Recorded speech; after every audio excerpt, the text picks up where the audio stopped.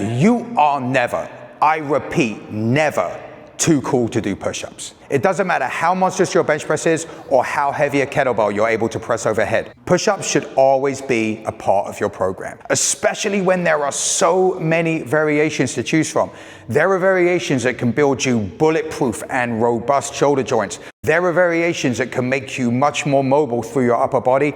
And there are variations you can do that will build very legitimate levels of strength and help you pack on lean muscle. In this video, I'm going to show you one from each of those categories. But before we get into that, I just want to touch very briefly on why push-ups are such a crucial exercise. Number one, wrists. The majority of training that we do with equipment is in this position, right? Kettlebell presses, barbell work, dip work, it's all in this locked wrist position, which means we are never exposing the wrists to load in this position.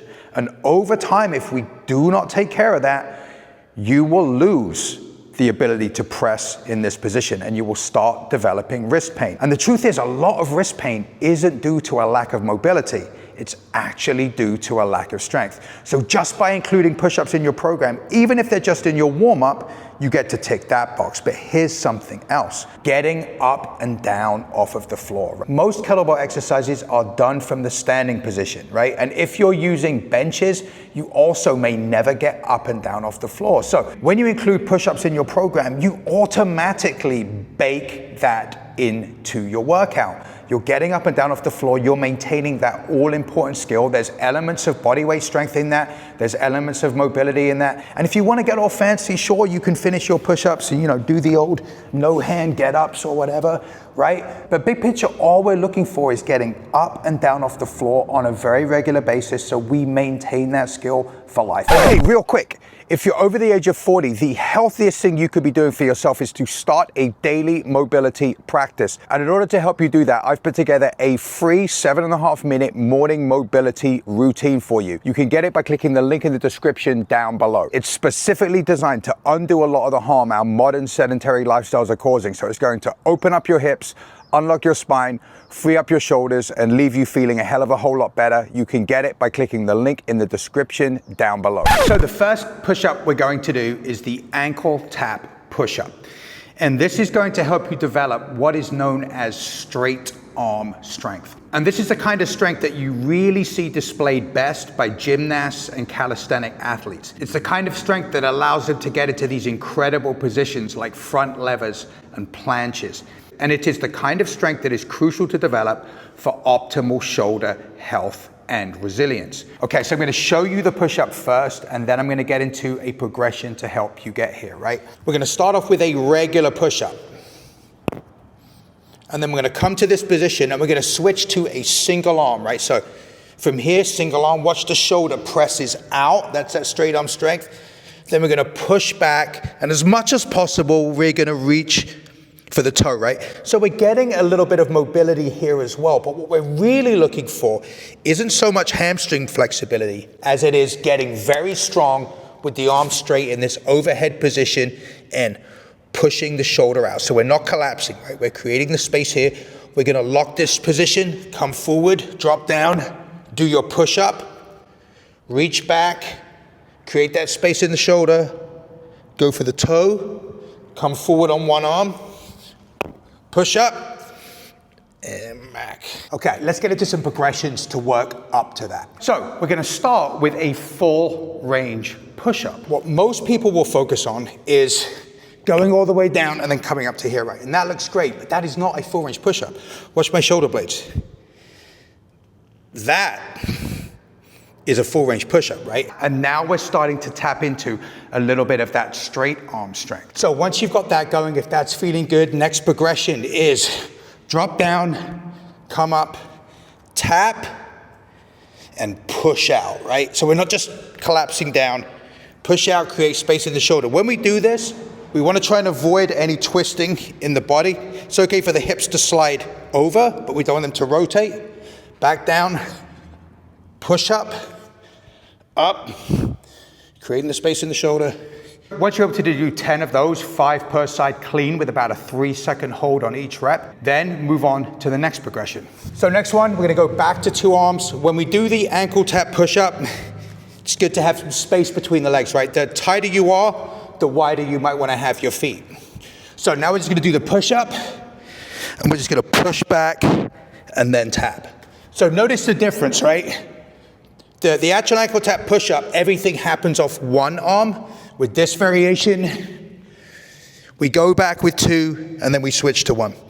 Okay, and then we can come forward and repeat. So now we're going to get into the ankle tap push-up itself, and the only difference between this and the previous version is now we're doing that transition from the push-up position to the downward facing dog using one arm only.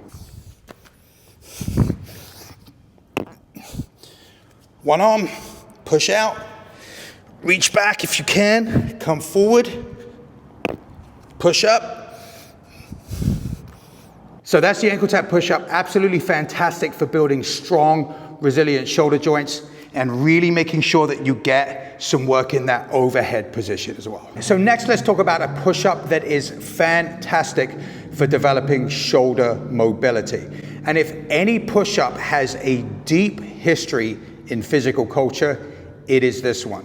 It is called the Hindu push-up. It is also called the dand. And this comes to us via the ancient tradition of Indian wrestling. Indian wrestlers were famed not only for their technicality, but also for their physical conditioning. And one of the major exercises they used to prepare for their wrestling matches was this push-up in very high repetitions, which we're going to talk about in a second. Okay, but first let's talk about how to do the push-up. So we're going to start in a downward facing dog, right? The tighter you are, the wider the feet. Okay, from here we're going to transition through and up. Okay, we're in this position, we're driving the hips down, knees are off the ground, and we're keeping the turtle out of the shell.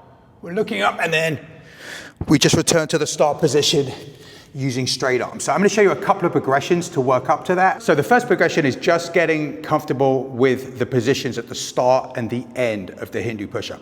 And this is actually an exercise unto itself taken from the 5 rites of Tibetan yoga, an ancient system designed to promote optimal levels of health and energy. And it's called the pump. So we come up to this downward facing dog position, and then keeping the arms straight, all we do is glide forward, drop the hips down, lift the chin, push the floor away, and return to the start position. So next one, if your strength is a little bit lagging for this exercise, this is how you'll break that plateau.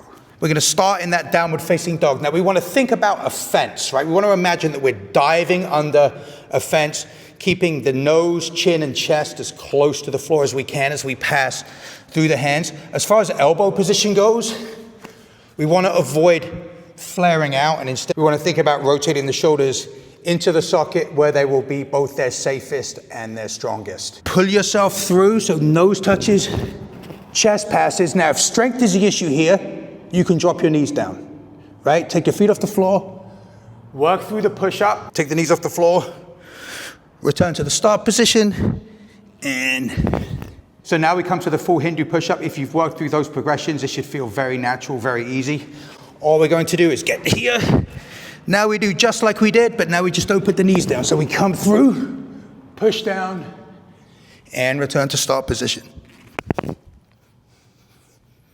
So a ton of benefit for this one. Now, as far as the high rep thing goes, this is a fantastic exercise to try and rack your numbers up on. It takes your body into some positions that it really needs. For example, we even get spinal extension here, right? We get out of that kind of hunch forward position.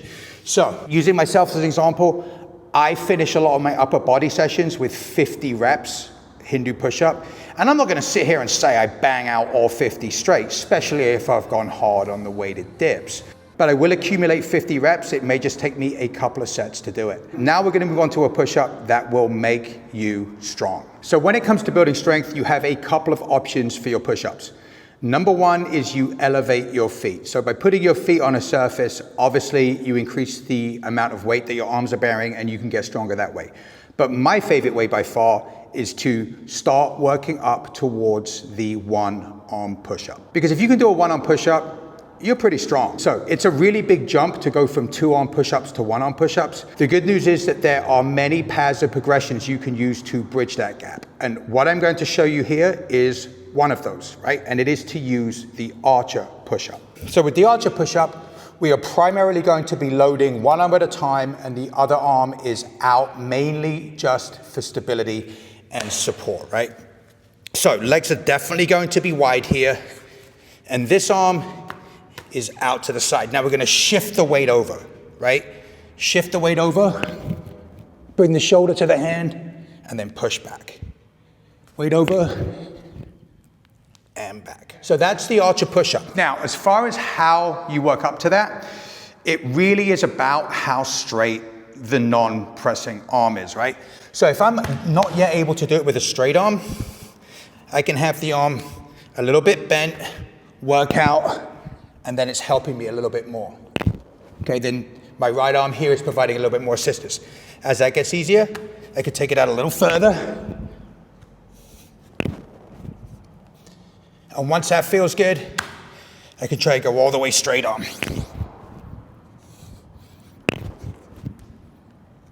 Now, as far as how to progress the archer push-up towards a 1-arm push-up, gotta go grab something. Don't go away. Okay, still with me? Good. So, medicine ball. We're not gonna put a whole lot of weight into this hand. But what this is going to do by bringing the hands higher is mean it's going to help even less, right? So we're gonna be bearing even more of that pressing weight on the working side. So I find it more natural to do like a wrist thing. Maybe you'd like the hand, but the ball is gonna move a little bit, right? So you kind of have to figure out what feels good for you. Get into position, drop down. There's my wristing, and up.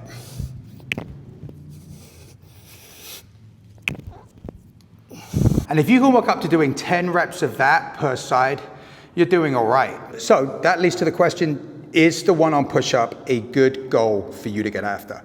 Honestly, I think so. I think it's a really good goal, actually, because it teaches you body control. There is a skill component to being able to generate a high level of force while maintaining a strong braced midsection, right? Something you do not get when you do a bench press, where the stability is baked in because you have the bench. It's also a pretty legitimate measure of strength. When you do a push-up, you're pressing about 70% of your body weight out of the bottom position. So if you are doing it 1 arm and you weigh 200 pounds, that's about 140 pounds 1-arm press, right? Not power lifter strong, not freak strong, but definitely strong enough for most things most of the time. And honestly, it's just a really cool move, right? Sometimes you just want to do stuff that looks and feels awesome. And the 1-arm push-up definitely ticks that box.